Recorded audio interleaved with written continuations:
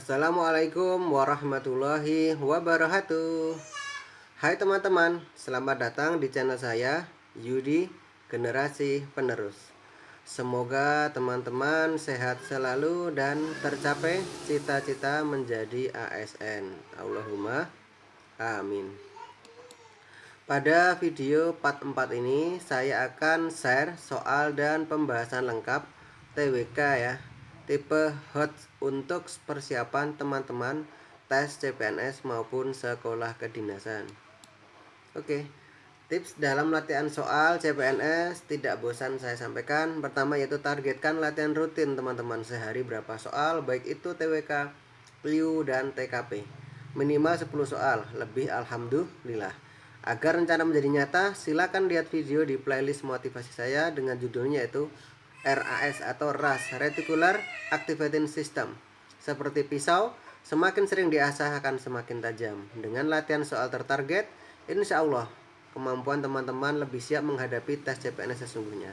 Yang kedua, coba jawab dahulu setiap soal untuk mengukur kemampuan teman-teman, lalu cek dengan jawaban dan pembahasannya. Yang ketiga, siapkan buku khusus, bisa juga kertas, untuk meringkas setiap pokok materi dari setiap latihan soal. Misal teori, rumus umum, atau trik khususnya dari pembahasannya. Silakan dicatat. Terima kasih. Oke, kita ke soalnya. Soal nomor 1. Indonesia sebagai salah satu negara kepulauan yang besar dan multikultur. Indonesia merupakan salah satu negara di dunia yang menerapkan demokrasi di dalam kehidupan bernegara masyarakatnya. Sejarah mencatat perlu perjuangan panjang negara Indonesia bisa menerapkan tata pemerintahan yang demokratis, yaitu dengan mengubah tata pemerintahannya terlebih dahulu. Setelah itu, bisa menerapkan prinsip menjadi negara demokratis. Pertanyaannya, salah satu wujud konkret Indonesia bisa dikatakan sebagai negara demokratis adalah: A. Membagi lembaga legislatif Indonesia menjadi 3, MPR, DPR, dan DPD. B. Menerapkan e-voting dalam pemilihan anggota kabinet dalam pemerintahan. C. Negara Indonesia membentuk Mahkamah Konstitusi sebagai penjaga konstitusi. D. Negara Indonesia melaksanakan pemilu 5 tahun sekali secara luber dan jurdil. E. Negara Indonesia membentuk komisi yudisial untuk menjaga marwah atau kehormatan hakim. Oke teman-teman, ini soalnya panjang nih ya. Jadi soalnya TWK serasa TKP ini ya. Kita langsung ke pertanyaannya untuk menghemat waktu tentunya. Salah satu wujud konkret Indonesia bisa dikatakan sebagai negara demokratis ini ya. Ini jawaban yang paling tepat. Ini adalah jawaban yang D yang teman-teman ya. Negara Indonesia melaksanakan pemilihan umum atau pemilu 5 tahun sekali secara luber, langsung, umum, bebas dan rahasia, dan jujur dan adil. Ini adalah jawaban yang paling tepat adalah yang D. Untuk kalau yang ini yang A kurang tepat ini ya. Terus yang B, kalau anggota kabinet jelas dipilih oleh presiden. Untuk yang jawaban C sama E ini adalah kurang tepat juga. Jadi yang paling tepat adalah jawaban yang D. Oke teman-teman.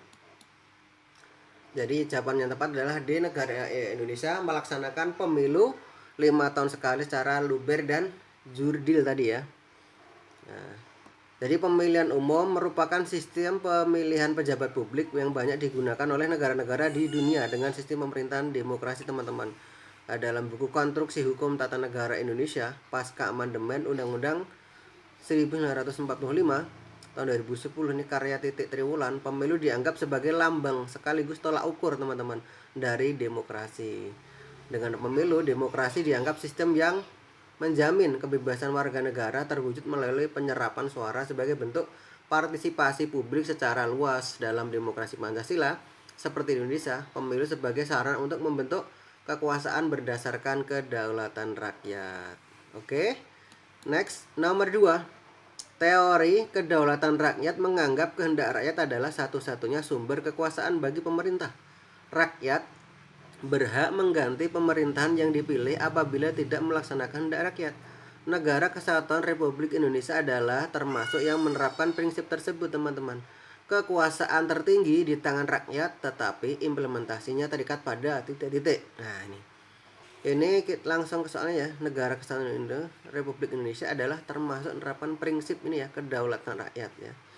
Kekuasaan tertinggi di tangan rakyat, tetapi dalam implementasinya terikat pada, nah ini terikat pada apa ini? A. Norma, B. Pancasila, terus C. Demokrasi, D. Pemerintah, atau E. Konstitusi, teman-teman.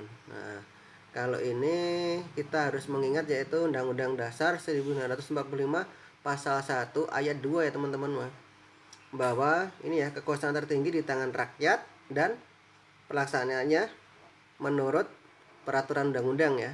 Nah, itu ya, pasal 1 ayat 2 diatur menurut atau terikat pada undang-undang. Undang-undang itu nama lainnya adalah konstitusi ya teman-teman ya. Nah, konstitusi. Jadi jawabannya adalah yang E teman-teman ya. Nah, jadi Undang-Undang 1945 pasal 1 ayat 2 itu menyatakan bahwa kedaulatan berada di tangan rakyat dan dilaksanakan menurut Undang-Undang Dasar.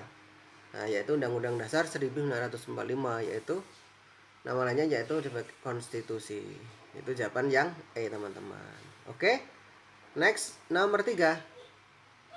Penyaluran aspirasi adalah kegiatan mendistribusikan ide dan harapan dari masyarakat untuk meningkatkan kualitas hidup dan mencapai tujuan yang diinginkan.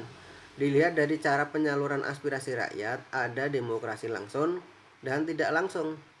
Demokrasi langsung memiliki arti, nah ini, A. Setiap rakyat berhak menyampaikan aspirasinya secara langsung apabila wakil rakyat di parlemen tidak bisa menjalankan amanat rakyat sesuai konstitusi. Ini kurang tepat. Yang B. Setiap rakyat dapat dengan bebas menggantikan sistem pemerintahan apabila negara terbukti tidak bisa menjalankan konstitusi negara secara transparan. Ini juga kurang tepat. Yang C. Bahwa setiap rakyat diikutsertakan dalam permusyawaratan untuk menentukan kebijaksanaan umum negara atau undang-undang secara langsung maupun tidak langsung.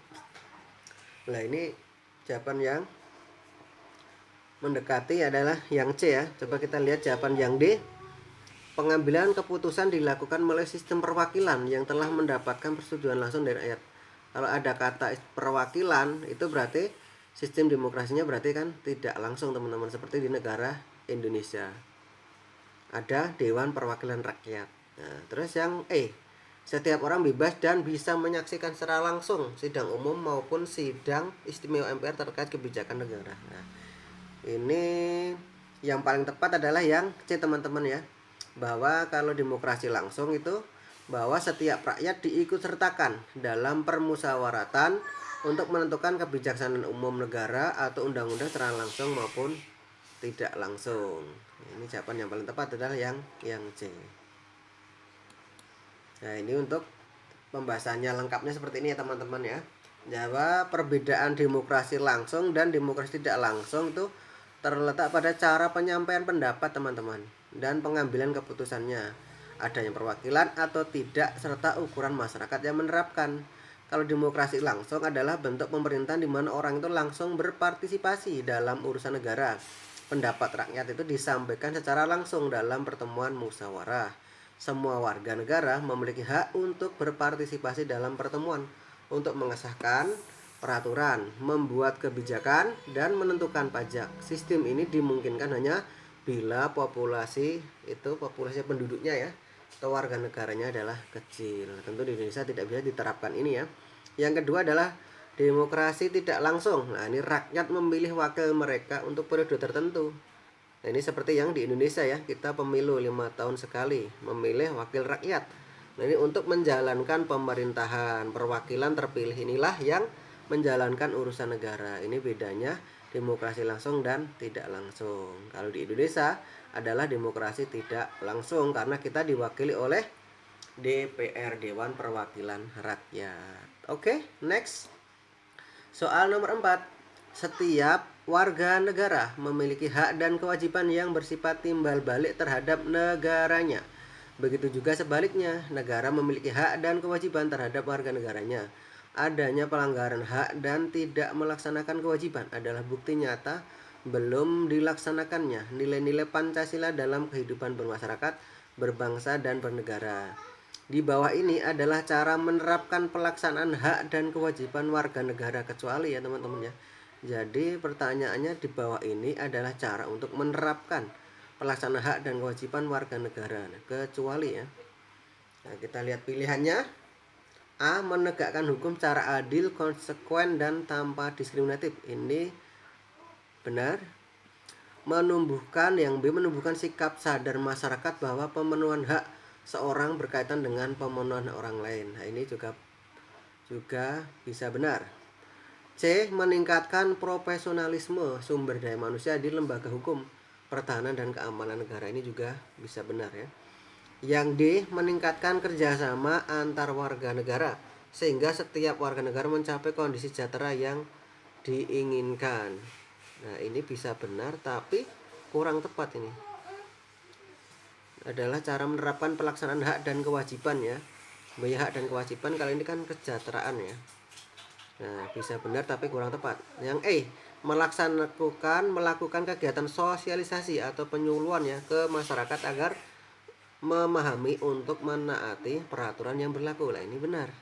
Berarti jawaban yang kurang benar ya atau kecuali adalah yang di teman-teman, meningkatkan kerjasama antar warga negara sehingga setiap warga negara mencapai kondisi sejahtera atau makmur ya, sesuai yang diinginkan. Nah, ini kurang tepat. Jawabannya yang kecuali yang D.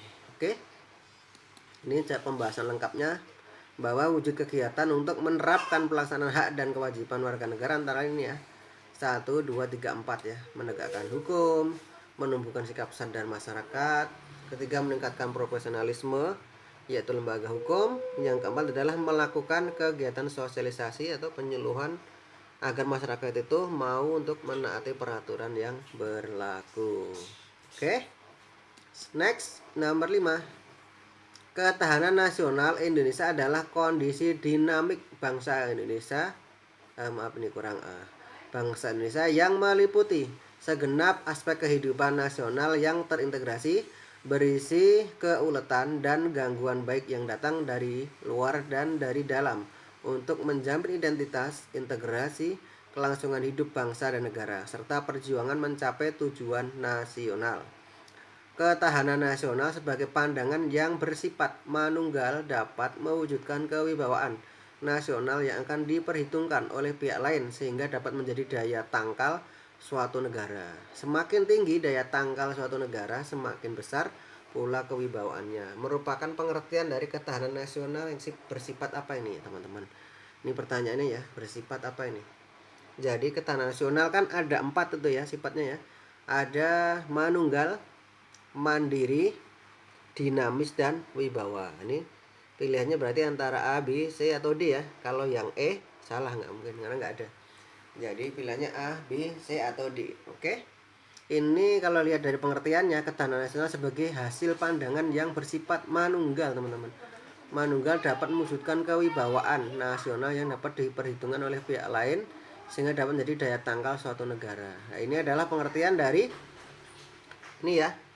Ketahanan nasional yaitu bersifat wibawa, teman-teman. Jadi yang B jawabannya. Oke. Kita lihat pembahasan lengkapnya. Nah, ini pilihannya ya. Maaf nih kedouble. Ya, jadi jawaban dan pembahasannya bahwa sifat ketahanan nasional yaitu ada 4, teman-teman. Yang pertama adalah mandiri. Artinya ketahanan nasional itu bersifat percaya pada kemampuan dan kekuatan sendiri dengan keuletan dan ketangguhan yang mengandung prinsip tidak mudah menyerah serta bertumbuh pada identitas, integritas, dan kepribadian bangsa. Kemandirian ini merupakan prasyarat untuk menjalin kerjasama yang saling menguntungkan dalam perkembangan global. Sifat yang kedua adalah dinamis, artinya ketahanan nasional tidaklah tetap, melainkan dapat meningkat maupun menurun bergantung pada situasi dan kondisi bangsa dan negara, serta kondisi lingkungan strategisnya. Hal ini sesuai dengan hakikat dan pengertian bahwa segala sesuatu di dunia ini senantiasa berubah. Oke. Terus yang ketiga adalah sifat yang manunggal, artinya ketahanan nasional itu memiliki sifat integratif, yang diartikan terwujudnya kesatuan dan perpaduan yang seimbang, serasi, selaras di antara seluruh aspek kehidupan bermasyarakat, berbangsa, dan bernegara.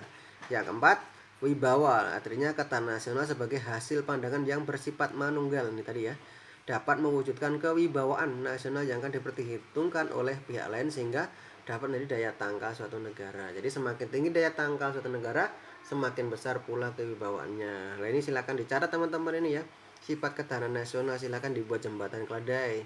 Misalkan MMDW gitu kan. Itu mandiri, manunggal, dinamis, dan wibawa. Monggo silakan dibuat jembatan keledai untuk membantu memudahkan menghafal materi-materi TWK seperti ini. Karena dengan kita konsepnya menghafal ya, terus kita pahami, insya Allah nanti setiap jenis soal apapun yang TWK, insya Allah kita bisa menjawabnya dengan benar. Jadi jawaban tadi yang B ya, yang wibawa. Oke, sekian dulu ya teman-teman. Semoga bermanfaat dan menjadi ilmu manfaat. Next video insya Allah adalah part 5 ya, soal dan pembahasan TIU.